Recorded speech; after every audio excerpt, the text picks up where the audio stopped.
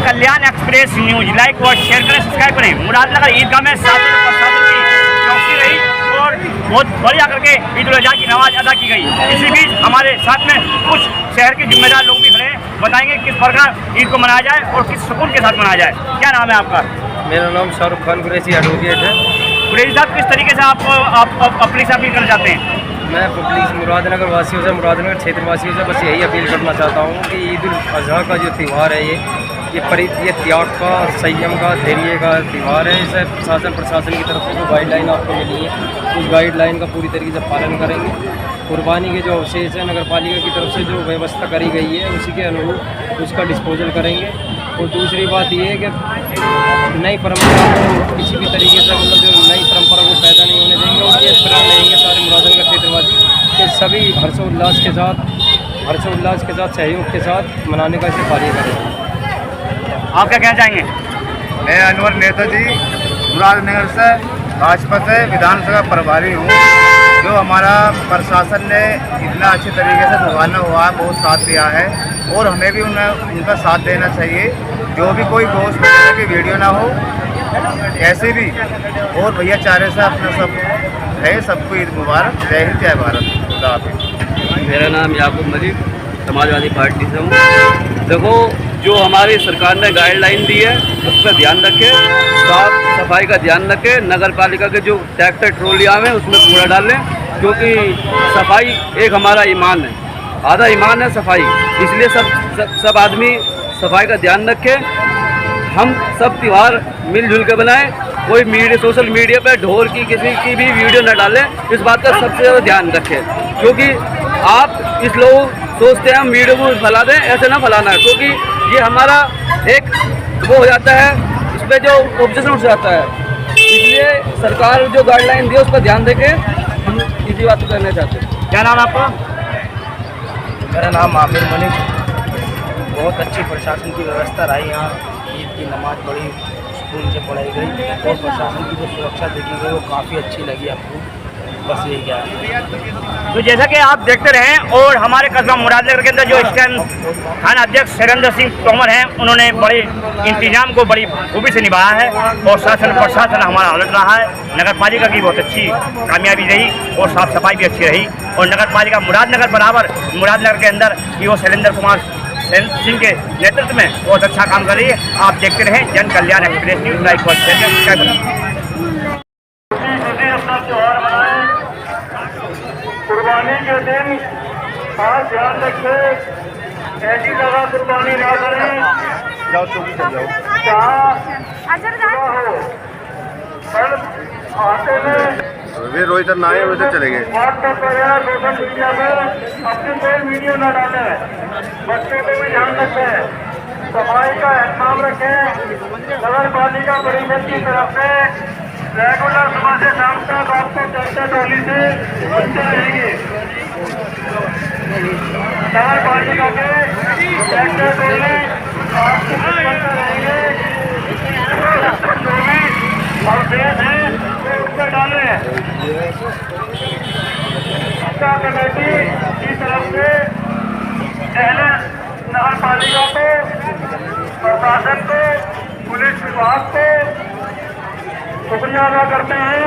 आप लोगों ने हमारी नमाज अदा कराने में हमारे लिए अपनी ड्यूटी पूरी मेहनत से की। ईदगाह कमेटी की तरफ से नगर पालिका परिषद, प्रशासन, पुलिस विभाग और जितने भी अन्य विभागों ने अपनी अपनी ड्यूटी मेहनत से की है, उन सबका शुक्रिया अदा करते हैं। ईदगाह कमेटी के आजादी के लिए मुबारकबाद। पूरी ईदगाह कमेटी आपकी खिदमत में है। अगर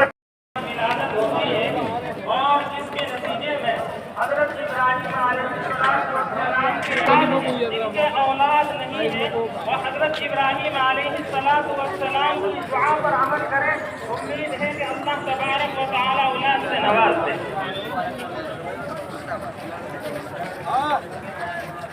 हज़रत इस उम्र को बेहतर पहुँचा कि बाप की खिदमत कर सके, बाप का सहारा बन सके, बाप के कामों में हाथ बता सके। उस वक्त अल्लाह तबारक व तआला की तरफ से हुक्म आता है और वो हुक्म की आग के जरिए से आता है। یہ ادھر آپ کے ذریعے سے دکھایا جاتا ہے کہ آپ اپنے بیٹے کو ذبح کر رہے ہیں.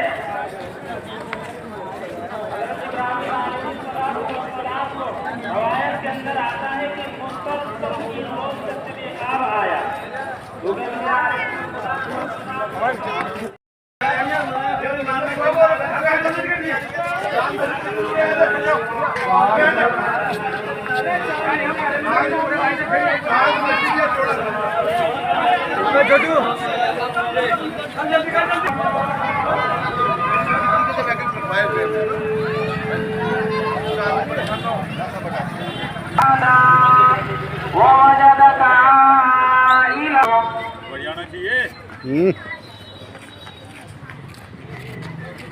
लो सर इधर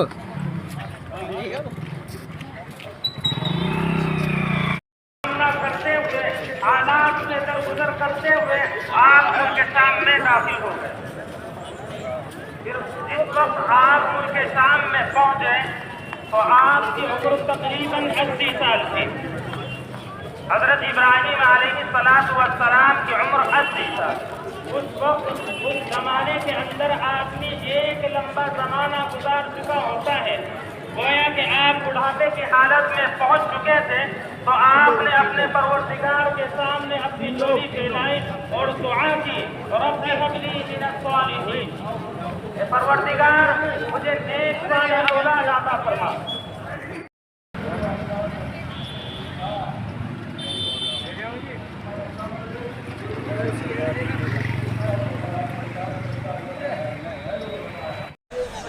اپنا تہوار منائے لیکن کسی دوسرے بھائی کی بھاونائیں آہت نہ ہو، کسی پہ زور نہ پڑے، ویڈیو نہ ڈالیں. تہوار کے دن عموماً موٹر سائیکل گاڑیاں ہماری کھلی رہتی ہیں، ہم لوگ کام میں لگے رہتے ہیں، بچے دائیں بائیں سے چابی لے کے چل دیتے ہیں. آپ بھی دیکھتے ہوں گے کسی بچے کا چوٹ لگ جاتی کچھ ہو جاتا ہے تو تہوار اور رنگ میں بدل جاتا ہے. آج کے دن بچوں کو وشیش روپ سے گاڑی موٹر سائیکل وغیرہ نہ دیں، بچوں کا دھیان رکھیں. آپ لوگ اسکول بھی انتظام ہے، راستے میں کوئی گاڑی واڑی نہ کھڑی کریں. اسکول کے اندر بھی انتظام مدرسے میں، جس کو یہاں جگہ نہ ملے مدرسے میں چلا جائے. کافی تعداد میں وہاں لوگ آ جاتے ہیں. اللہ اکبر اللہ اکبر لا الہ الا اللہ اللہ اکبر وللہ الحمد. اسے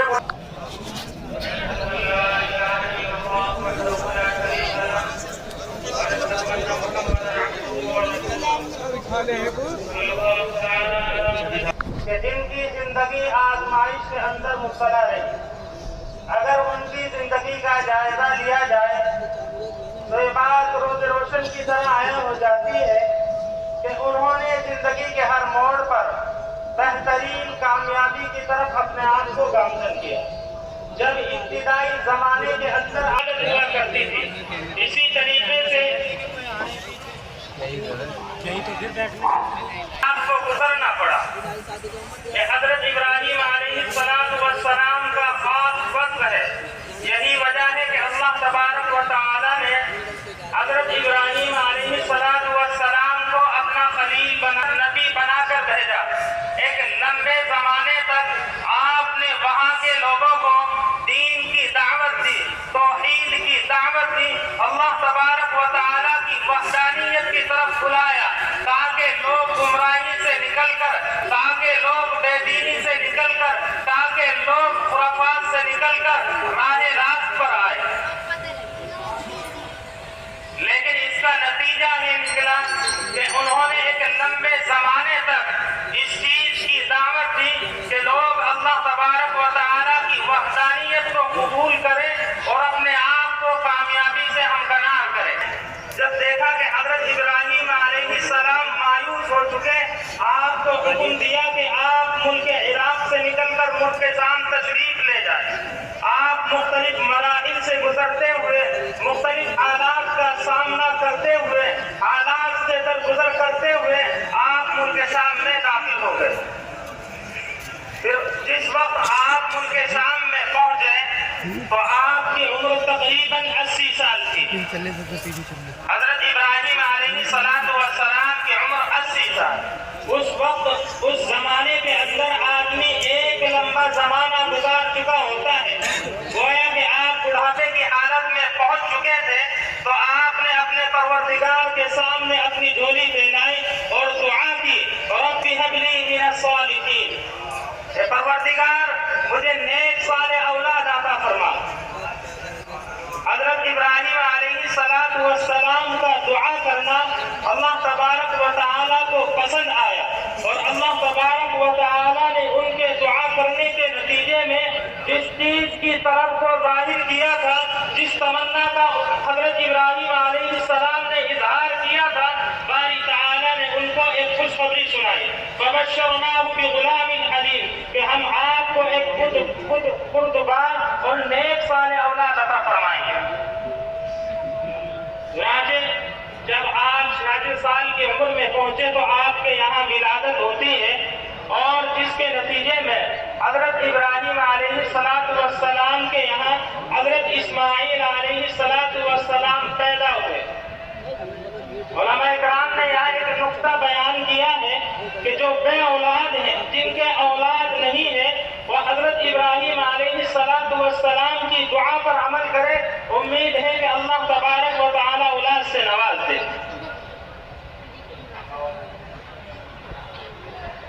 حضرت ابراہیم علیہ السلام کے امتحانات کا دور شروع ہو چکا تھا کہ جب بیٹا چلنے پھرنے کی عمر کو پہنچا، جب بیٹا اس عمر کو پہنچا کہ باپ کی خدمت کر سکے، باپ کا سہارا بن سکے، باپ کے کاموں میں ہاتھ بٹا سکے، اس وقت اللہ تبارک و تعالیٰ کی طرف سے حکم آتا ہے، اور وہ حکم بھی خواب کے ذریعے سے آتا ہے کہ حضرت ابراہیم علیہ السلام کو خواب کے ذریعے سے دکھایا جاتا ہے کہ آپ اپنے بیٹے کو ذبح کر رہے ہیں۔ حضرت ابراہیم علیہ السلام کو روایت کے اندر آتا ہے کہ مسلسل 3 روز تک جب یہ خواب آیا، جو کہ انبیاء علیہ السلام کے خواب وحی کی حیثیت رکھتے تھے، لیکن چونکہ وہ ایک پیغمبر تھے، وہ جلیل القدر پیغمبر تھے، استقلال اور ہمت کے پہاڑ تھے، انہوں نے اس بات کو درکنار کیا اور اپنے بیٹے سے اس سلسلے میں رائے کو طلب کیا کہ اے بیٹے، کہ میں نے خواب دیکھا ہے کہ میں اللہ کے حکم کی تعمیل کرتے ہوئے تمہیں ذبح کر رہا ہوں، تمہاری کیا رائے ہے؟ عزیزان گرامی ذرا توجہ کے ساتھ سنیے۔ بیٹے نے جواب دیا، ستجدنی انشاءاللہ من الصابرین، یا ابت افعل ما تؤمر، کہ ابو جان آپ کو جو حکم دیا اللہ تبارک و تعالیٰ کی طرف سے، آپ کے پاس جو حکم آیا آپ اس کو کر گزریے، آپ اس میں کوئی تردد نہ ظاہر کیجیے، انشاءاللہ آپ مجھے صابرین میں سے پاؤ گے۔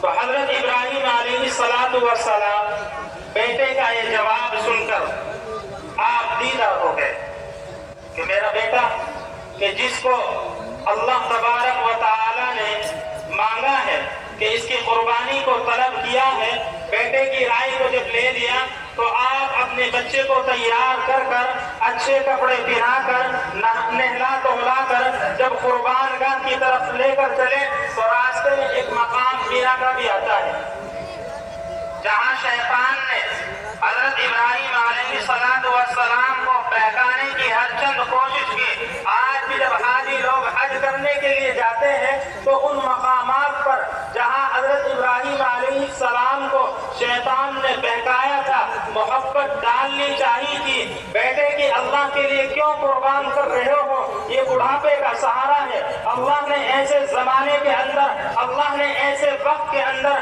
اللہ نے ایسی مدت کے اندر بیٹا عنایت فرمایا کہ تمہیں آج سب سے زیادہ ضرورت اس سہارے کی، اس کے لیے کوئی اور تدبیر نکالی جائے۔ لیکن حضرت ابراہیم علیہ السلام نے اس کو پتھر مارے، اور آج بھی مینا کے اندر جمرات کھڑے ہیں، حاجی جب رکن کو ادا کرتے ہیں تو ان مقامات سے جب گزرتے ہیں تو وہاں کنکریاں مارتے ہیں۔ اللہ تبارک و تعالیٰ کو یہ ادا اتنی پسند آئی کہ قیامت تک کے لیے ان اداؤں کو جاری کر دیا اور عبادت کے درجے میں رکھ دیا۔ یہ حضرت ابراہیم علیہ السلام کا وصف ہے کہ اللہ تبارک و تعالی نے ان کی اداؤں کو اس طرح محفوظ کر دیا کہ آنے والی امتوں کے لیے اس کو درس عبرت بنا دیا۔ عزیزان گرامی، یہ قربانی کوئی چھوٹی موٹی چیز نہیں ہے۔ روایت کے اندر آتا ہے کہ صحابہ اکرام نے اللہ کے نبی صلی اللہ علیہ وسلم سے معلوم کیا کہ یا رسول اللہ، یہ قربانی کیا چیز ہے؟ تو اللہ کے نبی صلی اللہ علیہ وسلم نے فرمایا کہ قربانی تمہارے باپ یعنی روحانی والد حضرت ابراہیم علیہ السلام کی سنت ہے۔ صحابہ اکرام نے پھر عرض کیا کہ اس کے بدلے میں کیا ملے گا؟ اللہ کے نبی صلی اللہ علیہ وسلم نے فرمایا کہ ہر بال کے بدلے ایک ایک نیکی۔ عزیزان گرامی، اور بھی مختلف روایات ہیں جن کے اندر قربانی کی اللہ کے نبی صلی اللہ علیہ وسلم نے تاکید فرمائی کہ قربانی کیا کرو۔ قربانی اس امت کا ایک وصف قرار دیا، یہ ایک عبادت ہے۔ بعض لوگ اس کے اندر بڑے طرح کے خرافات نکالتے ہیں کہ بھئی وہ دوسرا وقت تھا، آج کا وقت تبدیل ہو چکا، قربانی کے پیسے کو دوسرے مصرف میں لگایا جائے، دوسری جگہوں پہ لگایا جائے، اس میں مال کا نقصان ہے۔ ارے میں آپ لوگوں کو یہ کہتا ہوں کہ اللہ کے نبی صلی اللہ علیہ وسلم نے فرمایا کہ قربانی کے دنوں میں قربانی سے بڑھ کر اللہ تبارک و تعالیٰ کو کوئی عمل محبوب نہیں۔ صدقہ کرنے کا ارادہ رکھتے ہیں، پورے سال صدقہ کیجئے، پورے سال زکوٰۃ دیجئے، اسی طریقے سے اور بھی مصرف میں خرچ کیجئے، لیکن اللہ تبارک و تعالیٰ نے ان دنوں کو مختصر ان 3 دنوں کے اندر انجام دے سکتے، اس کے علاوہ انجام نہیں دی جا سکتے۔ یہ قربانی ایسی عبادت ہے کہ ان کے لیے 3 دن کو خاص کر دیا گیا۔ اللہ کے رسول صلی اللہ علیہ وسلم نے مختلف مواقع پر، جیسا کہ ایک موقع پر حضرت فاطمہ رضی اللہ عنہا سے فرمایا کہ فاطمہ اٹھو اور اپنی قربانی کے پاس پہنچو، یعنی جس وقت قربانی کو ذبح کیا جا رہا ہے اس وقت اپنی قربانی کے پاس موجود ہونا ضروری ہے، اس لیے کہ جب قربانی کے پاس انسان جاتا ہے اور جس وقت اس کو ذبح کیا جاتا ہے تو زمین پر خون کا قطرہ گرنے کے ساتھ ساتھ اللہ تبارک و تعالی اس کے تمام گناہوں کو معاف کر دیتا ہے۔ حضرت فاطمہ رضی اللہ عنہا نے فرمایا کہ یا رسول اللہ، یہ فضیلت جو آپ نے بیان فرمائی، اللہ کے رسول صلی اللہ علیہ وسلم نے فرمایا کہ یہ فضیلت ہم مسلمانوں کے لیے بھی اور اہل بیت کے لیے بھی۔ عزیزان گرامی، اسی طریقے سے اور جگہ بھی، جیسا کہ قرآن کریم کی ایک سورت اِنَّا أَعْطَيْنَاكَ الْكَوْثَرَ فَصَلِّ لِرَبِّكَ وَانْحَرْ إِنَّ شَانِئَكَ هُوَ الْأَبْتَرُ، اس میں اشارہ کیا جا رہا ہے کہ اللہ کے نبی صلی اللہ علیہ وسلم کو خیر کثیر عطا فرمائے، یعنی ہم نے آپ کو کوثر عطا فرمائے۔ علماء اکرام نے، مفسرین اکرام نے اس کے 26 معنی بیان کیے، اور ان میں سے ایک معنی یہ بھی بیان فرمایا کہ ہم نے آپ کو خیر کثیر عطا فرمایا۔ پھر آگے بیان فرمایا فَصَلِّ لِرَبِّكَ وَانْحَرْ، آپ نماز پڑھیے اور قربانی کیجیے۔ إِنَّ شَانِئَكَ هُوَ الْأَبْتَرُ، کہ آپ ابتر نہیں، آپ کے دشمن ابتر۔ ابتر اس کو کہا جاتا ہے کہ جس کی اولاد منقطع ہو جائے، یعنی جس کا سلسلہ نسب ختم ہو جائے۔ اللہ کے نبی صلی اللہ علیہ وسلم کے 3 صاحبزادے تھے۔ جب حضرت